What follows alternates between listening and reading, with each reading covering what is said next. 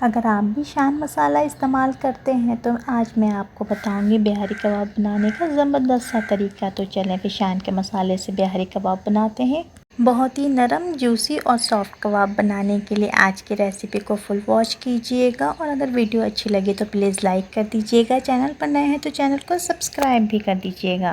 بہاری کباب beef میں بنا رہی ہوں، اگر آپ لوگ چاہیں تو سیم ریسیپی کو فالو کر کے چکن میں بھی بنا سکتے ہیں یا پھر مٹن میں بھی بنا سکتے ہیں۔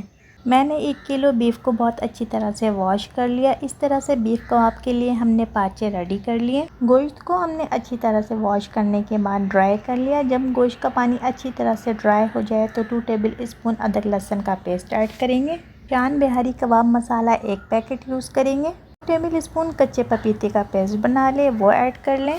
ہمارے پاس کچا پپیتا اویلیبل نہیں تھا تو ہم نے پکے ہوئے پپیتے کو اچھی طرح سے پیسٹ بنا لیا، 2 ٹیبل اسپون ایڈ کریں گے۔ جب میں نے بیف کے اندر پکا پپیتا ایڈ کیا تو سیم وہی رزلٹ تھا جو کچے پپیتے کا ہوتا۔ میں تو رزلٹ دیکھ کر حیران رہ گئی۔ آپ لوگ بھی چاہیں تو اس طرح سے ٹرائی کر کے دیکھ سکتے ہیں۔ 1 کپ دہی ایڈ کر دیں گے۔ تمام مسالوں کو دہی کے ساتھ بہت اچھی طرح سے میرینیٹ کریں گے۔ گوشت کو اچھی طرح سے میرینیٹ کرنے کے بعد پوری رات یا پھر کم سے کم 4 گھنٹے کے لیے ہم نے فریج میں رکھ دینا ہے۔ مسالہ بہت اچھی طرح سے میرینیٹ ہو چکا ہے۔ اب ہم سیخوں میں اچھی طرح سے پرو لیں گے اور پھر کوئلوں میں اس طرح سے پکائیں گے۔ سیخوں کے اوپر ہم اچھی طرح سے درمیان میں ہلکا ہلکا سا آئل لگاتے جائیں گے۔ اس طرح سے کباب بہت زیادہ جوسی بنیں گے۔ کباب کے اوپر اچھا سا اور گولڈن سا کلر آ جائے تو ہم اس کو اتار لیں گے، اور اگر آپ نے سرو کرنا ہو تو گرم گرم نان، سلاد اور پودینے کی چٹنی اور پیاز کے ساتھ سرو کریں۔